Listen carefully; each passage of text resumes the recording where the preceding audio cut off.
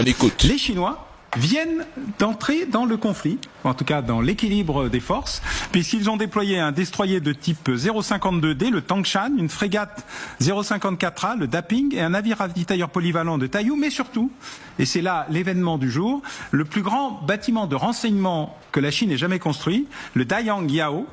plus ils ont fourni à l'Iran 2 équipements tout à fait impressionnants. Le premier qui s'appelle le radar de surveillance à longue portée IREC-LC-8B et des batteries de radar et de défense solaire QG9B. Ça veut dire que la Chine, qui jusqu'à présent était La Chine aurait déployé l'un des destroyers les plus puissants du monde près de l'Iran. Plusieurs sources officielles, asiatiques et américaines, faut que je précise, ont rapporté que la marine de l'armée populaire de libération chinoise a déployé un destroyer de classe type 055 pour diriger un contingent d'opérations autour du golfe d'Oman et dans le nord de l'océan Indien, comprenant également un destroyer plus petit de classe type 052D. D'après les rapports,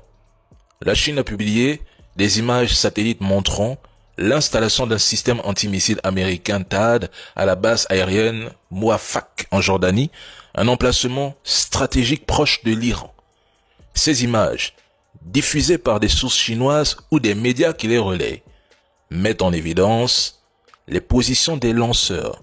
et des systèmes de défense antimissiles américains récemment déployés,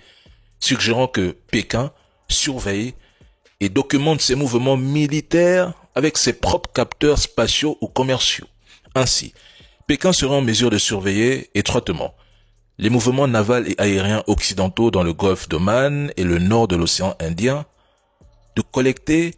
et transmettre des données satellitaires et radars avancés à l'Iran, et ainsi réduire l'effet de surprise d'une éventuelle attaque